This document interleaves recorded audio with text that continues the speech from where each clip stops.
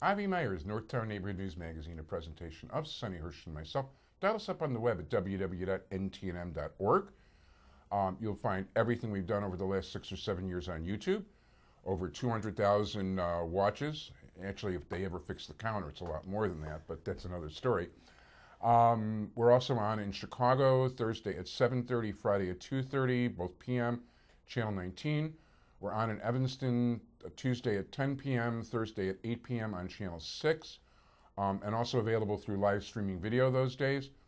And in Skokie and 35 North and Northwest suburbs, we're on either Channel 19 or 35 at 6 p.m. on Mondays. And if any of you are on AT&T Uverse, go to Channel 99, you'll find it that way. So anyway, and if can't find any of that, friend me on Facebook. You can see when other shows are on YouTube, the whole shot. Community policing, still alive and well in the 24th District. We'll be having monthly meetings throughout 2013. So go to caps24.org, which is Sonny Hirsch's website. In his spare time, he's chairman of the District Advisory Committee of the 24th District. I'd like to introduce you to a first-time guest on the show, somebody who did a very good Marty Levinson, by the way, and is with Stand With Us Chicago, and that's Peggy Shapiro. Peggy, how are you? Good, good to meet you. First of all, my pleasure. Thank you for coming. Thank you. And of course, Stand With Us Chicago just had a very big event that made all the TV stations and the newspapers during the conflict in Israel. You had a big demonstration in favor of Israel at the Thompson Center, and you had at least a couple of thousand people over there.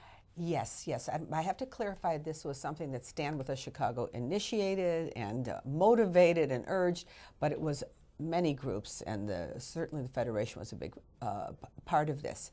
We had an overwhelming turnout, and I think it was a great opportunity for the truth. Once in a while, we put a little light in the darkness and tell people about what really is going on in the Middle East. And it touches people's heart, it informs their minds, and that's what we're all about. We want to introduce facts into the discussion of the Middle East. And there is so much that is not factual going out there. It's not even funny. You know, Israel faces rockets. They face terrorism. There's wars on all fronts. But there's another war, and the front of that war is on our college campuses. And that's where we come in. Because on our college campuses and community, there is a dangerous war for the minds and hearts of the next generation and of the next generation's decision makers.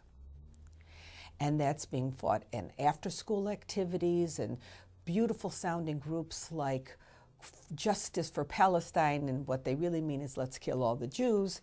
You're right. And I was a college professor for 31 years, and so I know the kind of atmosphere that is for a Zionist. And what's going on in many of the classrooms is not education, but indoctrination. I'll give you an example. At the University of Illinois, just a little while ago, we got a report. A Middle Eastern Studies course, a student turned in a term paper, a perfectly good, well-documented term paper.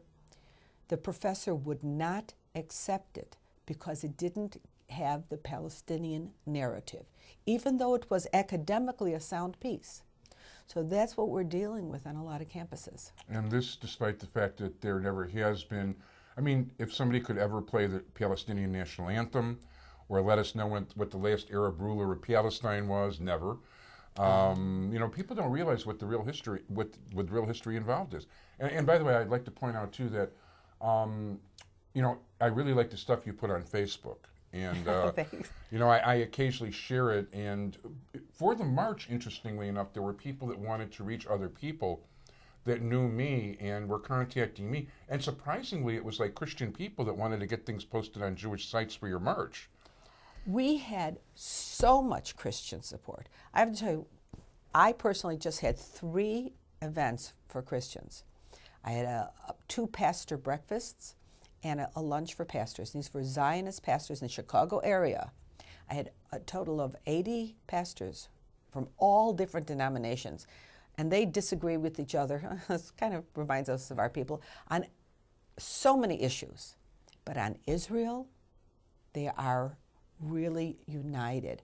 And I asked them, because I had a bigger turnout than I ever expected, why is this the first thing you've done for Israel? And they said, well, nobody ever asked us. Wow. Well, you know what? As a matter of fact, the name of the lady who contacted me initially was Danielle Rowe, who I know ran as a Republican for the state legislature, and I met her at the Jewish Fest. She was working for Ari Friedman, who was running for state senate in the far north suburbs. Yeah, I met her at the rally. There's a picture of you and her in yes, the, I met her at the rally. She actually, we had a lot of literature, and she helped. She says, "Can I distribute?" I said, "Sure." A volunteer, great. So we do work with everybody, because standing with Israel is not a Jewish issue. It's a human issue. It's certainly an American value. We know that Israel is considered the little Satan. That we're the big Satan here. And so we face common enemies, we have common values, and so standing with Israel is not just Jewish, and it shouldn't be. You know, a number of the American generals have commented in their contact with the Israeli army, talk about how humane they are, while the so-called Palestinians are busy locating, their military places next to hospitals, next to schools, and places where they actually would like to see people get killed because it'll give them good publicity. Israel will actually do things like leaflet an area and say, we're targeting this. They put it on cell phones. They did cell phone blasts. Now, what army ever gave notification in advance, here's where we're going to strike? The world was a little bit upset in the last Gaza situation that not enough Jews were killed. They felt it would be more fair if more Jews were killed. But then you have to ask yourself a question. Why are there no bomb shelters in Gaza? That's a good question. And why, if they're so poor, can they afford to throw 9,000 rockets into Israel? and they don't want bomb shelters, because you have to look at who profits. Follow the money. Yeah. Every time a Palestinian child dies, Israel suffers, and the Hamas profits from the advertising and so on. So it's to their benefit.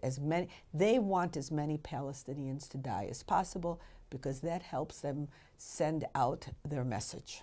Yeah, I know they've actually deliberately had their own people stay in dangerous, or they've actually sent people to dangerous situations where they knew something was going to explode because of pre-warnings, because that's exactly what they want. And then we get blamed. Well, why else would you put a rocket launcher in a hospital? And Israel many times has them in the sites. And then and I've talked to Israeli soldiers. They said, we had the person with the launcher in our sights, and then a child walked by, and the Israelis did not shoot. So it's that child that was expendable to Hamas that is cherished by the Israelis, even though that child will be taught and trained and raised to hate Israel. Yeah, it's one of my best friends growing up. He was a soldier in Israel during an early Lebanon campaign, and I think it was in the 70s. And he was just walking with two soldiers, and there was no war going on. They were just walking the streets.